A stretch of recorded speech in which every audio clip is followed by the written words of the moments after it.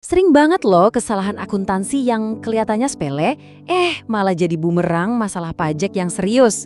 Nah, kali ini kita bakal bedah tuntas gimana ceritanya ini bisa terjadi dan yang paling penting, gimana cara menghindarinya. Coba bayangin deh, cuma gara-gara salah catat satu nota, Anda bisa kena denda pajak sampai jutaan rupiah. Mungkin kedengarannya agak berlebihan ya. Sayangnya ini sangat mungkin terjadi dan bahkan lebih sering dari yang kita bayangkan.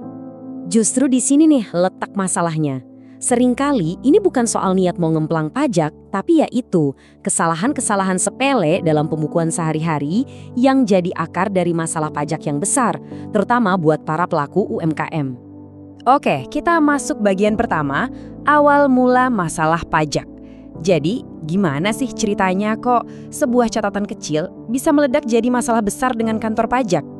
Jadi gini, ini tuh kayak efek domino. Awalnya cuma satu, kesalahan pencatatan transaksi. Dari situ, laporan laba rugi Anda jadi ngaco, nggak akurat.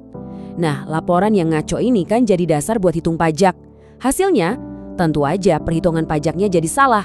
Dan ujung-ujungnya, ya siap-siap aja ada resiko sanksi, denda, atau malah diperiksa fiskus. Repot kan? Sekarang, bagian kedua. Kesalahan paling umum.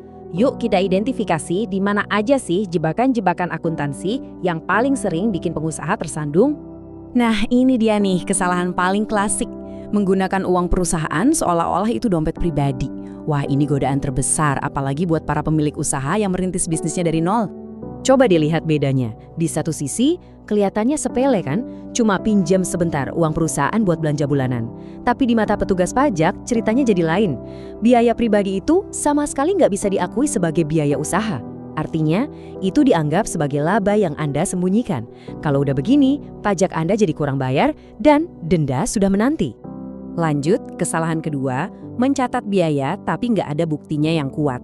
Contohnya nih, Anda catat ada biaya transportasi ketemu klien atau biaya makan siang, tapi notanya nggak ada kwitansinya entah kemana. Poin krusialnya ada di kutipan ini. Buat otoritas pajak, prinsipnya itu simpel banget. Nggak ada bukti, ya berarti nggak ada biaya. Jadi semua pengeluaran yang Anda catat tanpa bukti pendukung, ya bakal dicoret pas pemeriksaan. Efeknya, laba kena pajak Anda otomatis jadi lebih gede. Ini juga sering banget jadi jebakan nih. Kita sering mikir, semua pengeluaran bisnis itu pasti bisa jadi pengurang pajak.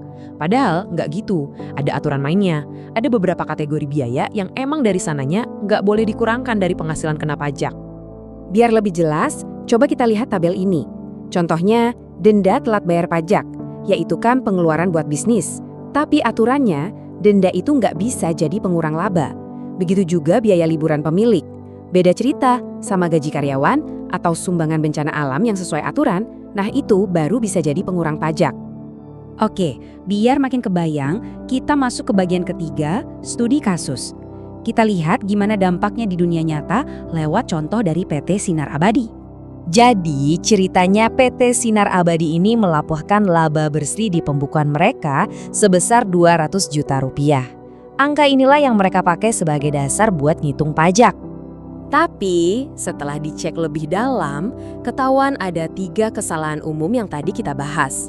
Ada 20 juta biaya pribadi pemilik yang nyelip jadi biaya operasional, terus ada 5 juta denda pajak yang dicatat juga sebagai beban. Plus ada selisih kesalahan hitung penyusutan aset sebesar 10 juta. Nah, ketiga biaya ini kan nggak diakui sama pajak. Jadi harus ada yang namanya koreksi fiskal. Gampangnya, laba perusahaan harus ditambahin lagi sebesar total 35 juta rupiah loh. Dan inilah hasil akhirnya. Laba yang seharusnya jadi dasar perhitungan pajak itu bukan 200 juta, tapi jadi 235 juta rupiah. Selisih 35 juta ini bikin utang pajaknya jadi jauh lebih besar, belum lagi ditambah sanksi keterlambatannya. Dan ingat, semua ini berawal dari kesalahan pencatatan yang kelihatannya sepele. Nah, setelah lihat masalahnya, sekarang kita pindah ke solusinya. Bagian keempat, langkah jitu pencegahan. Gimana caranya biar bisnis Anda aman? Ini dia 5 langkah kuncinya. Pertama, yang paling dasar, pisahkan rekening bank pribadi dan usaha. Ini wajib. Kedua, disiplin. Simpan semua bukti transaksi sekecil apapun itu. Ketiga, belajar dan pahami biaya mana aja yang boleh dan nggak boleh jadi pengurang pajak. Keempat, lakukan rekonsiliasi fiskal secara rutin, yaitu proses nyocokin laba versi akuntansi sama versi pajak. Dan kelima, manfaatkan teknologi. Pakai aplikasi akuntansi untuk mengurangi human error. Kita masuk ke bagian terakhir, akuntansi sehat, bisnis aman. Kenapa sih ini semua penting banget? Karena akuntansi yang sehat itu bukan cuma soal angka, tapi soal keamanan dan masa depan bisnis Anda.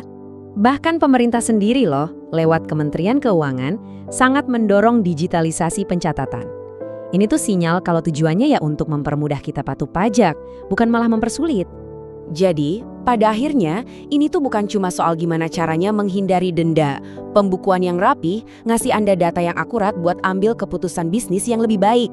Dan yang paling penting, ya, ketenangan pikiran. Anda nggak perlu deg-degan kalau tiba-tiba ada surat cinta dari kantor pajak. Sebagai penutup, saya mau ajak Anda merenung sebentar dengan satu pertanyaan ini. Seandainya besok tim audit pajak datang ke kantor Anda, detik ini juga, apakah pembukuan Anda sudah siap? Nah, jawaban dari pertanyaan itu akan menentukan langkah apa yang perlu Anda ambil selanjutnya. Terima kasih sudah menyimak pemaparan kali ini.